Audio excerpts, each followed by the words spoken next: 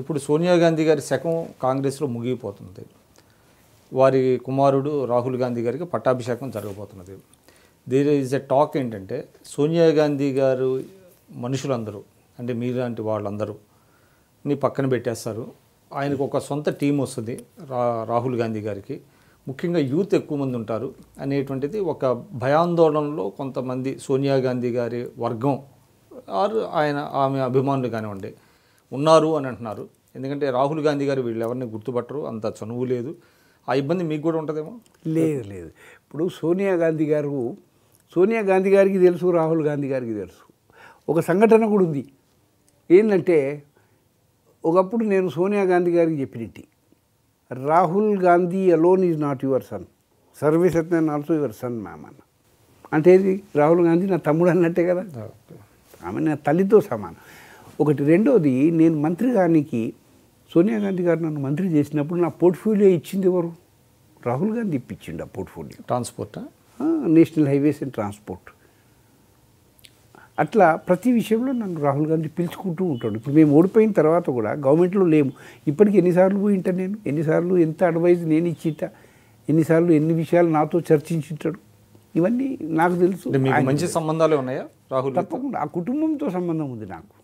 రాహుల్ గాంధీని ఒకప్పుడు ముఖ్యమంత్రిగా అనౌన్స్ చేద్దాం ఉత్తరప్రదేశ్ కన్నా నేను.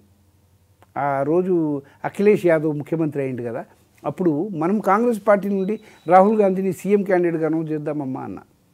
అప్పుడు అందరూ నా మీద అరిచిండ్రు ఎంపీలంతా పార్లమెంట్లో, ఈ ప్రైమ్ మినిస్టర్ అంటే నేను అన్న, प्राइम मिनिस्टर 2014 में, अब तो सीएम बनेंगे पहले, हमारा कैंडिडेट कोई भी नहीं है वहाँ पे.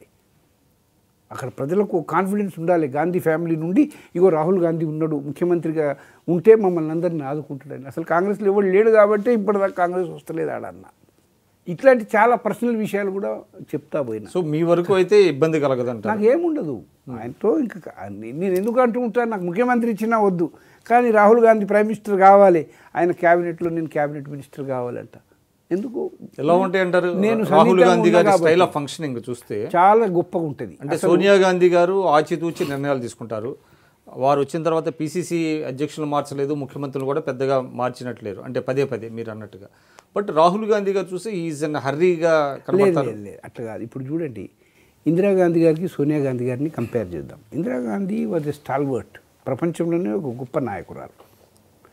మరి కాంగ్రెస్ పార్టీ అదృష్టం, ఇప్పటికీ ఇందిరమ్మని జ్ఞాపకం చేసుకుంటారు. ఇందిరమ్మ రాజ్యం రావాలని అందరం అనుకుంటూ ఉంటాం. ఆమె అడుగుజాడలు నడిచి ఆమె స్థాయికి ఎదిగిన నాయకురాలుగా సోనియా గాంధీ గారికి గొప్ప పేరు వచ్చింది ప్రపంచంలోనే. అట్లా ఎవరు అనుకోలేదు, అసలు రాజకీయాల్లోకి వస్తుందా అనుకున్నారు. ఆమె ఆమె ఏఐసిసి ప్రెసిడెంట్ అయిన రోజు 2 రాష్ట్రాలే ఉండే మనకు. అట్లాంటిది 10 సంవత్సరాలు అధికారంలోకి వచ్చినాం. ప్రైమ్ మినిస్టర్ మనవాడు ఉన్నాడు. కాంగ్రెస్ గవర్నమెంట్, యూపీఏ గవర్నమెంట్ సారథ్యం వహించింది. కాబట్టి సోనియా గాంధీ గారి శకం అయిపోతుందని నేను అనుకోను. సోనియా గాంధీ గారు she will continue to lead and guide the party. కొడుకును ప్రెసిడెంట్గా చేసినా, కూతురును వర్కింగ్ ప్రెసిడెంట్గా చేసినా, మరి తను మాత్రం యూపీఏ చైర్పర్సన్గా ఉంటూ దిశ నిర్దేశం అన్నీ ఆమెనే ఉంటుంది అడ్వైజ్గా. ఓ తల్లిలాగా బిడ్డలను కాపాడుకుంటూ పార్టీని కాపాడుకుంటుంది. మేమంతా ఆమె బిడ్డలేమే, పార్టీ మొత్తం కూడా కార్యకర్తలంతా సోనియా గాంధీ గారి బిడ్డ. సో ఆ విధంగా ఆమె వచ్చింది. అట్లనే రాజీవ్ గాంధీ గారు ప్రైమ్ మినిస్టర్ అయ్యారు. ఆయనకి ఏం అనుభవం ఉండే నేను ప్రైమ్ మినిస్టర్ అయ్యారు? అమ్మగారు చనిపోయింది ఇందిరమ్మ కాబట్టి ఆయన ప్రైమ్ మినిస్టర్ కాగలి. అంతకుముందు ఆయన అనుభవం ఏమీ లేదు పార్టీలో. కానీ there is different between Rajiv and Rahul Gandhi garu రేపు ప్రైమ్ మినిస్టర్ అయినా ఆకాశం నుండి ఊడిపడి ప్రైమ్ మినిస్టర్ అయిండు అని చెప్పలేము మనం. ఇన్ని సంవత్సరాల నుండి పనిచేస్తున్నాడు పార్టీకి. వాళ్ళ తల్లితో ఉంటున్నాడు, మెంబర్ ఆఫ్ పార్లమెంట్గా ఉంటున్నాడు, పార్టీకి వైస్ ప్రెసిడెంట్గా ఉండి అపారమైన అనుభవాన్ని గడించిండు. కాబట్టి is most capable, competent now. He will lead the party.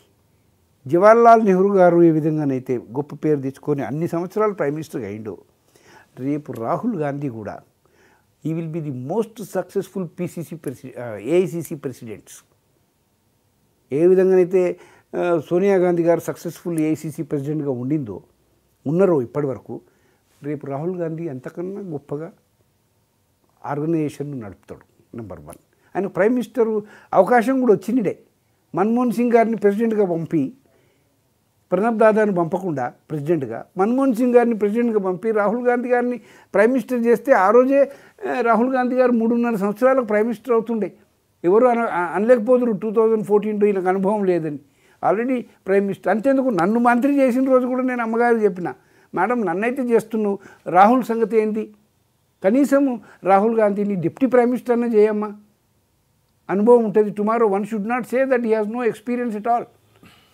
For that matter Indira Gandhiji was a minister first, then she became the prime minister.